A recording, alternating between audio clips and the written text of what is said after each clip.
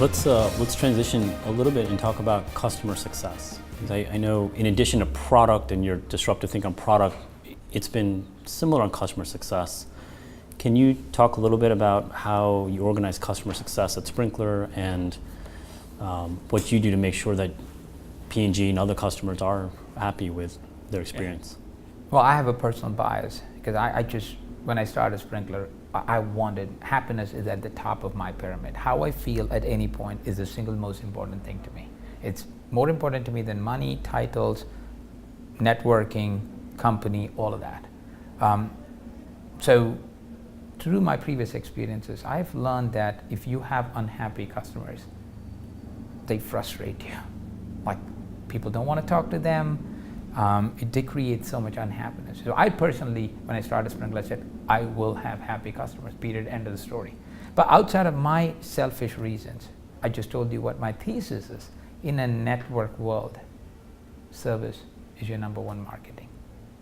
In a network world, what people say about you matters way more than what you say about yourselves. So there's only one way to build a company. It is to make your customers so happy that they get on rooftops and they talk to others about you. And that's what we've tried to do at Sprinklr. And so we were and we are obsessed. And if any of my customers are watching, if they're unhappy, they should call my cell phone. Talk about CDAP.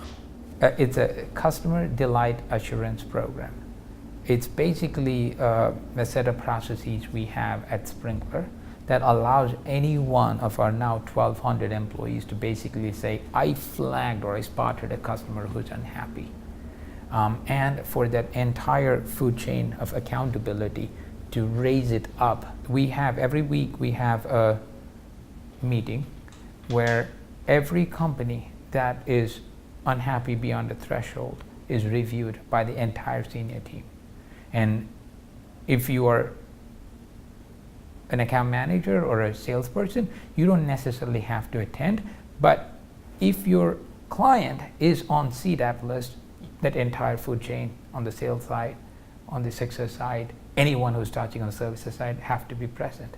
So it becomes very sort of unpopular for you to be on that call, and everyone sees who's on those calls every week, and it's published, and everyone attends that meeting. There's only one meeting in our entire company where no excuses are accepted. Actually, that's not true. There's one good excuse for you to not attend a CDAP meeting if your client's on.